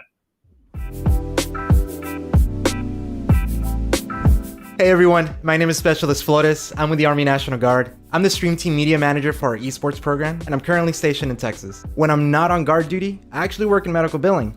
However, what I really love is gaming. And for this Summer of Gaming, what I'm looking forward to the most is the Night City Wire event for Cyberpunk 2077. And I'm really looking for two things. One, I want to see more of a gameplay demo. It's been months since we've seen the last one, and I'm very curious to see what the final product is starting to look like. Now, two is Johnny Silverhand. I want to be able to play Johnny Silverhand at least in a flashback or an origin story. So hopefully they hint at that, because that'd be super cool. Because I mean, come on. Who doesn't want to play as Keanu Reeves? Well, in short, I hope y'all are having a wonderful Summer of Gaming, and see y'all in Night City. Bye.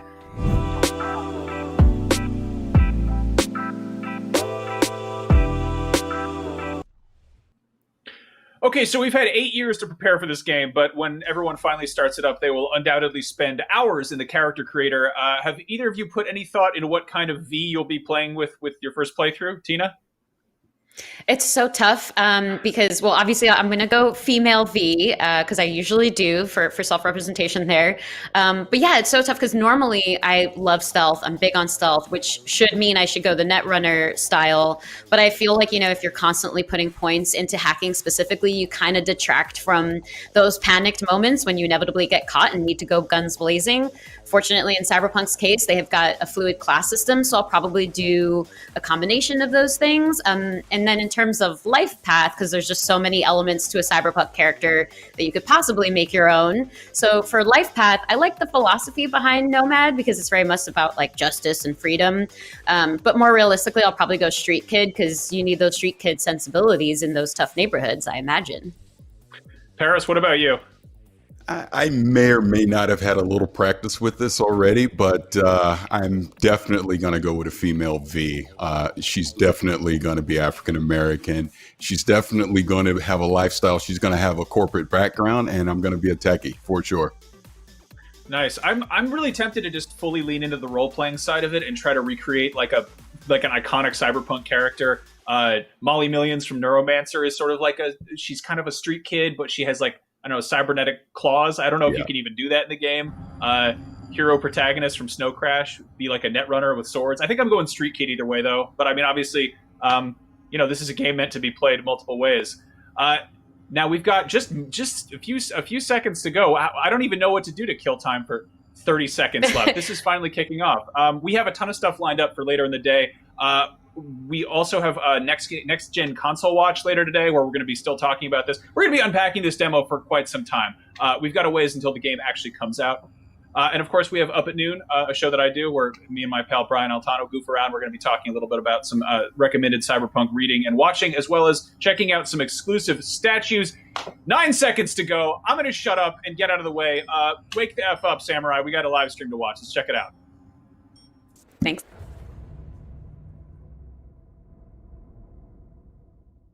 You don't believe in no fate. Every day digging the grave. Stepping up here with the stakes. City of dreams, city of... Hello and welcome to this, the very first episode of Night City Wire, a brand new series from us at CD Projekt Red where we'll be talking about all things Cyberpunk 2077. For today's episode, we'll be starting with a brand new trailer. One of our developers will be joining us to help unpack everything you're going to see. We'll have some news, an announcement about a secret collaboration. We'll be taking a look at some Braindance gameplay and welcoming back our developers just to have a chat about everything you're going to see. But there is one more thing. Media all over the world have been getting hands-on with Cyberpunk 2077, and when this episode finishes, you'll be able to go and check out exactly what they thought. So, let's get started. It is time to take a look at our brand new trailer, and after that, our lead quest designer Pavel Sasko will be joining us because I've got a feeling you're going to have a few questions after watching this. So, let's take a look. I love this town. The city of endless opportunity. Ready to get your cherry popped? Yeah, come on! City like any other, just bigger. Nah, mano, not just any other city. Legends are born here. The major leagues. We're only here because Dex is pulling the strings. Doubt that puts us in the same league as them. But we are. They just don't know it yet. But if you got the cojones and you know how to use them, you can do damn near anything. Unless you catch a bull. Even then, you go out with a bang, right? You know, you can make heaps more eddies as a motivational speaker. Yo, Mr. V, a pleasure. So what's the gig, Dex? You meant to come out in one piece? How about we go over the plan? There's this prototype tech, a biochip to be precise. Jobs to grab it. Guessing it belongs to a corp. Arasaka. We're robbing some heavy hitters. Thought you could blackmail me, fucker? High risk, high reward. First rule of the afterlife. Ka-ting, baby. Goes without saying, we do this on the hush. Ideally, no bodies, not a one. Sounds simple enough. He's lit, assholes! Is it gonna be dangerous? Don't you worry, mi amor. We're bulletproof. Get your ass moving now! What the fuck just happened in there? Can't stop digging Night City. Fucking major leagues. Happy now, Jackie? Yep, that's fucking high! Time to bail! Oh my god, we're so fucked.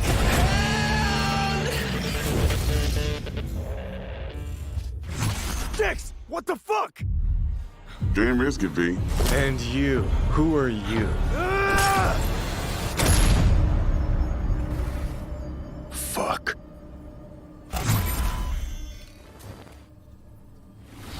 So the trailer contains footage from the game's prologue only, but there was an awful lot in it. So Pavel, why don't you try and help us unpack everything that we just saw? Oh yeah, I mean, absolutely, I can try. So what you have just seen is only the prologue of the game. So that awesome stuff is only happening in the first few quests. What the trailer shows you is really our stage, the Night City. You know, this gigantic city built of 6 completely unique districts, surrounded by the 7th one that we call the Badlands. As a player, you are meeting Jackie. Jackie's your friend. Now, they together are trying to reach out for something that is very precious. They're trying to reach out for this chip of immortality, this gateway to eternal life. Jackie introduces you to Fixer Dexter Deshawn. He's a very important person in the social ladder of Cyberpunk. He is able to provide the player with various jobs and contracts to be able to gather money, to be able to modify their bodies, push themselves to the limits, to put their hands on the chip. But as you can expect, not everything goes as planned, and but to see it, you have to play the game. There are an awful lot of really cool things in this trailer, and there's a few that I would just love to talk about a little bit more for the people at home. So let's start with talking about a gang called the Mox. Now, we see a few flashes of them in this trailer. I personally think they're really cool and one of my favorites, but can you give us a little bit more information about them? Oh yes, so the Mox is one of the gangs that player is going to interact with throughout the game. The Mox is the gang that has been formed in 2076 after death of Elizabeth Borden. She was called Lizzie. Now, she was an owner of a brothel and former sex worker, and she was protecting working guys and girls from harassment, from abuse, and the gang is really continuing her mission. And as a player, you are going to interact with that gang, meet multiple different NPCs, and craft your own relationship with them, and understand what they are all about. So earlier on, you did mention a 7th district, a place called the Badlands. Now, we saw a few shots of this in the trailer, but I'd love for you to give us a bit more detail about the district outside of the city walls. Okay, so the Badlands is this like dead, dried out space going around the whole Night City. And as a player, you'll be able to traverse that space in your car or motorcycle. This is a space that is inhabited by the nomads. Nomads are living in different families, and they are traveling across that space in convoys made out of the cars and motorcycles. And as a player, you'll be able to traverse and access different type of open world content that has been prepared specifically for you to get that awesome feel of the Badlands as an area.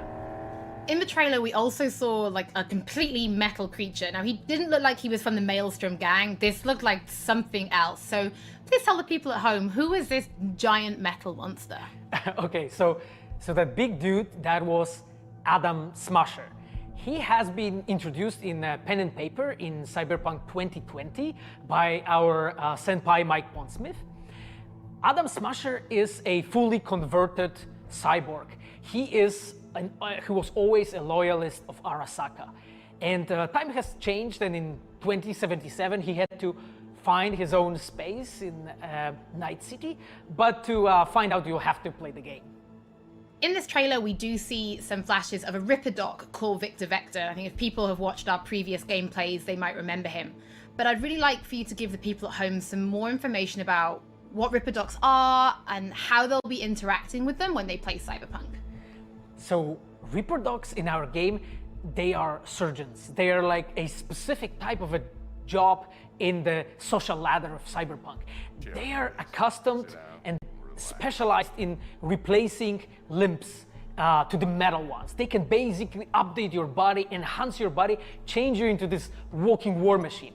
And as a player, you are going to meet different kinds of Ripperdocs in the game, craft your own relationship with them. Some of them are like important characters for a story.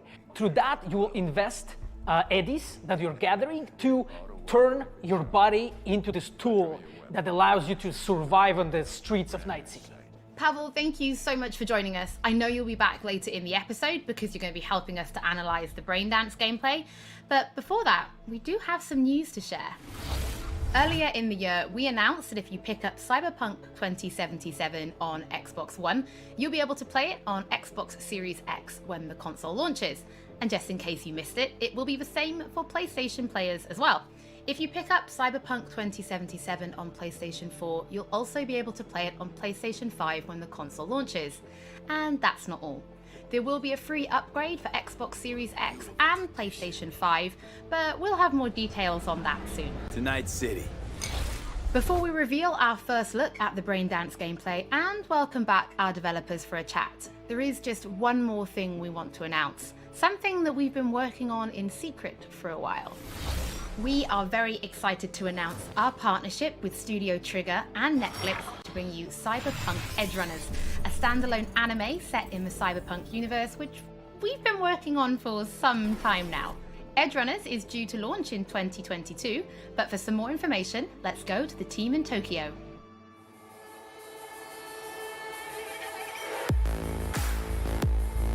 Hi, my name is Saya Elder. I am the Japan-based producer for Cyberpunk Edgerunners. What I do basically on this project is that I am a fixer, to put it in the words of the Cyberpunk universe. We are a game company. We are a bunch of nerds, and wherever there are nerds, there's going to be anime fans. so it was always a dream for us to make anime. When we began this project, we were certain that we didn't want to make a recreation of the game. Cyberpunk Edge Runners is a standalone story set in the same universe. The stage is still Night City, but everything else is totally new. New characters, new story. I do like to think that it's going to be a great gateway for newcomers to come and check Cyberpunk game and also the Cyberpunk genre as a whole. Right now we're in Nakano, which is one of the biggest anime meccas of the world. I'm going to take you to Studio Trigger right now because we have the wonderful opportunity to talk to the dream team that will be bringing you this anime. こんにちは。トリガーの代表取締役の大塚です。監督の今石です。キャラクターデザインを担当する吉成です。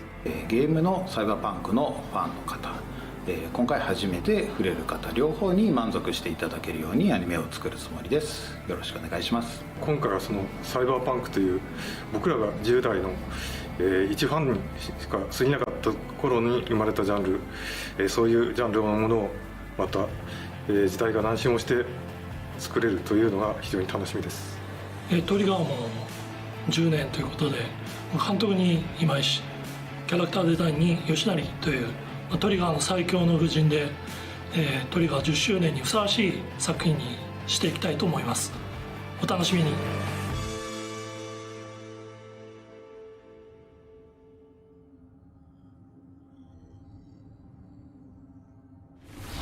Now it is time to show you some gameplay of Braindance. This is a feature that you'll experience when you play Cyberpunk 2077. Braindance is essentially a recording of somebody else's experience. It allows you to relive their sense of sight, smell, touch, and even hearing, all thanks to a special device. After the gameplay, I will be welcoming back Pavel Sasko, and will also be joined by Patrick Mills, our senior quest designer and all-round lore master, who will be helping to answer your questions and give you some explanation on how you'll be interacting with Braindance when you play Cyberpunk 2077. So, let's take a look. Plan simple. Do nothing odd. Don't get creative. You go in, snatch the cash, get out. And we sell the BD to those psycho freaks from the studio. Got it. And remember, everything on full blast. They'll spot us extra for a wicked adrenaline high. Okay, on you go.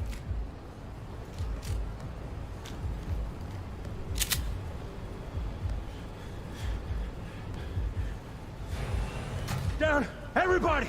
On the ground! I want to see you kissing the flooring! Money!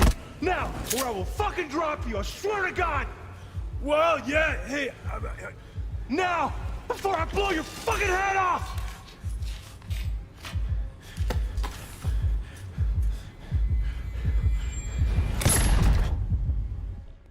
Ah! Slow, deep breaths. Your cortisol and adrenaline spiked, but the soft activated your hormone blockers. Nothing happened. You're alive and well. That was... too much. Could feel the guy's pain, his stress, his hope. Hope wrapped up in something else. Mm-hmm. Probably took a booster just before. You'll be fine. Got everything set up? Let's switch over to editing mode.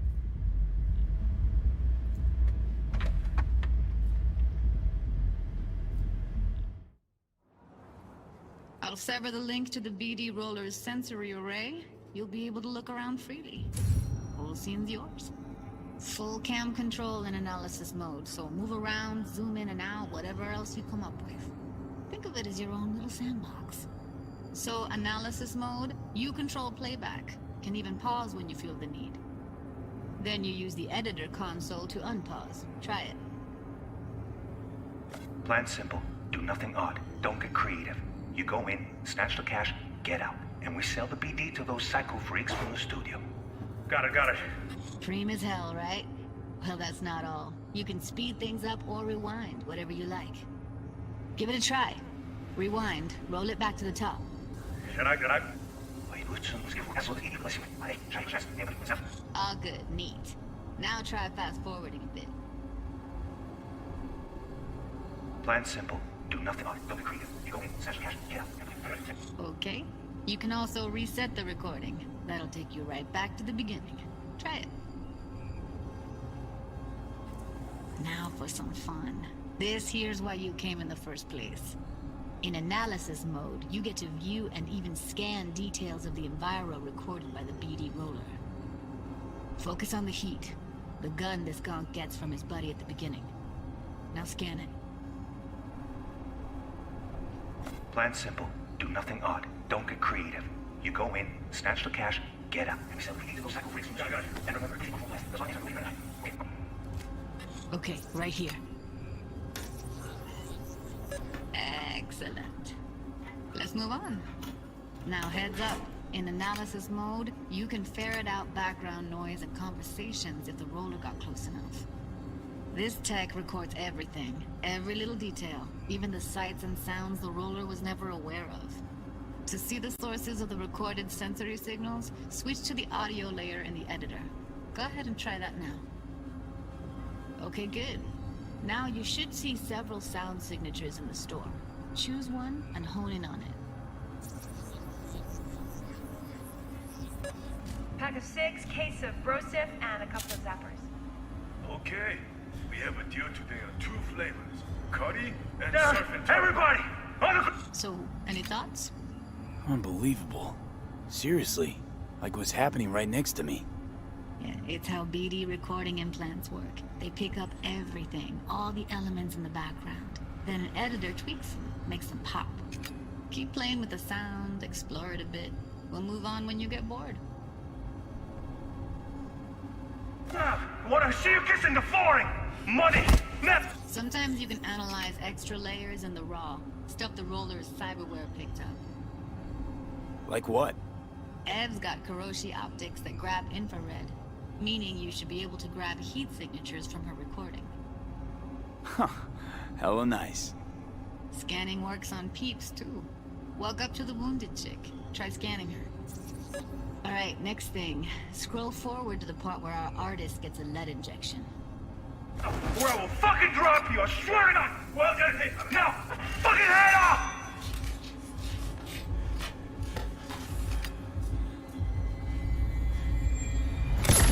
See that? They shot him and he never saw it coming. But you will. Here it comes. My favorite part of the game. See the blinking thing over the entrance? Surveillance cam. Must have caught our shooter. You'll see in a sec. Cam feeds to the screen behind the clerk. Roll back to where the screen's in the kid's field of vision, then scan it.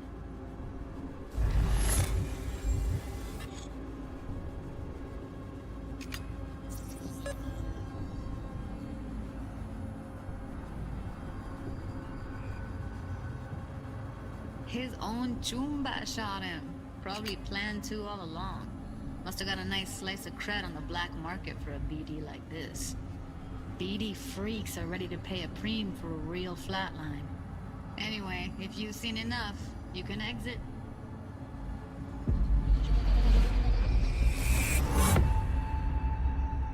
Yeah, it's impressive, right? It's too bad most of the BDs we do here are only good for flogging the log.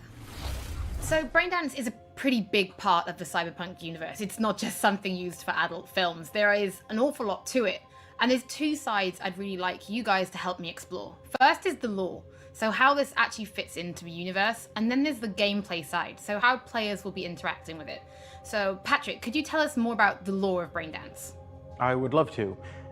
So in the world of Cyberpunk 2077, Braindance was invented way back in the early 2000s at UC Santa Cruz. It was developed as a way of recording a person's experiences and then playing them back for someone else so that they could relive them as though it was happening to them. It was originally used for things like therapy and prisoner rehabilitation, but by 2077, it's become this global media industry, including things like movies, mass entertainment, things like that, video games, some interactive things, and of course, adult fare as well. Now, in our game, we deal a lot with black brain dances, or XBDs as we call them, and there are different types of those, but the one that you saw in the trailer just there was a flatliner. Now that's where the person recording it actually dies during the recording. And it's popular with sort of an illicit kind of a thrill, but a mercenary can also use them for various things, and you'll see that in the game, of course. And from the gameplay perspective, we have been working a lot throughout last years trying to figure out the best way how to use the Braindance in the game as a mechanics. So what we have settled on is this Braindance editor mode.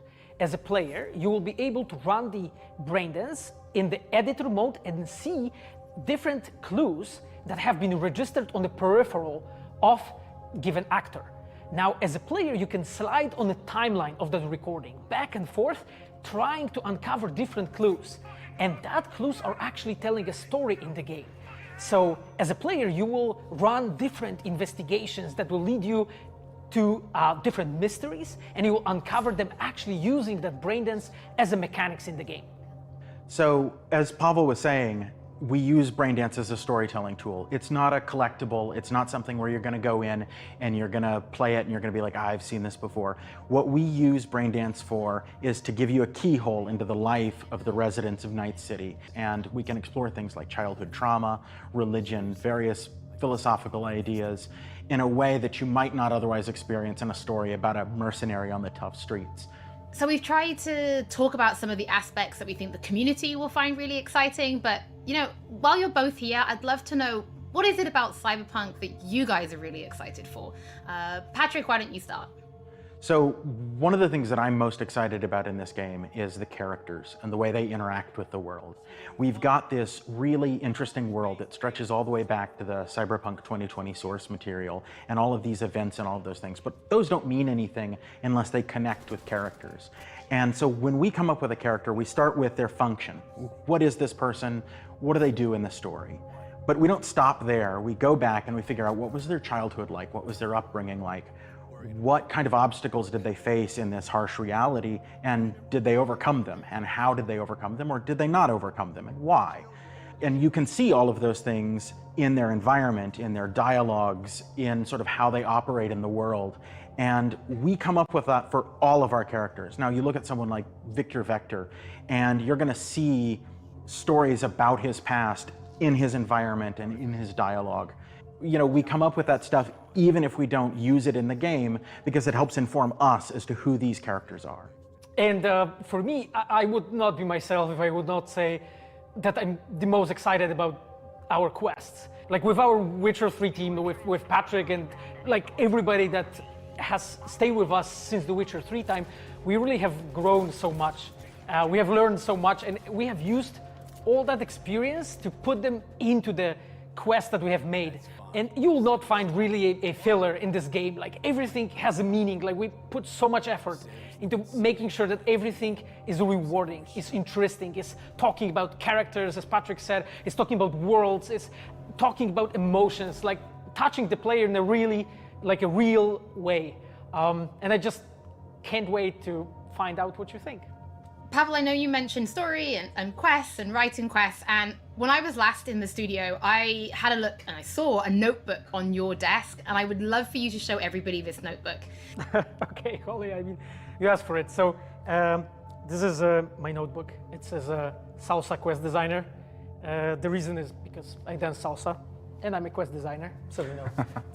So I started this notebook actually when we were really starting Cyberpunk. At the very beginning, I wrote like a first note, and it says pretty much something along the lines of that we were starting with a prototype.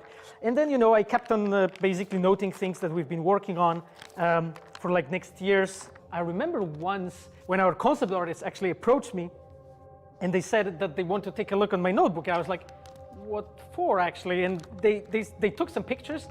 And they told me, yeah, well, you know, because we are looking for a reference material for notes of a psychopathic killer. Yeah, well, you may find maybe some of my notes in the game. Pavel and Patrick, thank you so much for joining me. I'm pretty lucky because I have read some of the stories that you and the team have written for Braindance, and I'm pretty excited for people to discover them.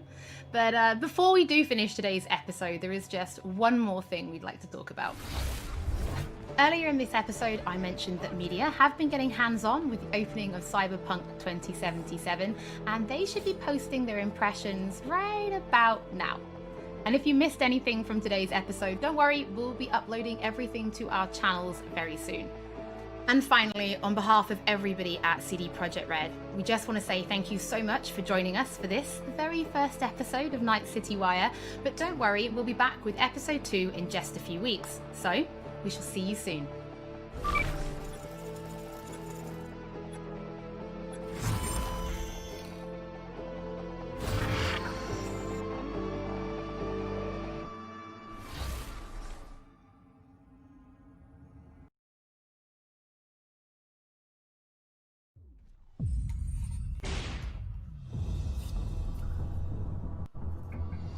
This doomed, distant land needs a hero. Holy moly, there you have it, another heaping dose of Cyberpunk 2077 to hold us over for the 147 days until this game comes out. I wish those were less days. If you just tuned in, I'm Max Scoville, and I'm joined once more by Tina Amini and Paris Lilly, along with Miranda Sanchez. And don't forget to support the two great charities by following the links in the video description, or get yourself some bonus Summer of Gaming content by downloading by downloading the TikTok app and searching IGN Summer of Gaming hashtag. Back to Night City. There is so much we want to talk about, but let's start with some general impressions of the stream. What stood out for everyone here? Let's start with Miranda. I think I know what you want to talk about. Take it away. Hi, yes, I am screaming because we saw a logo for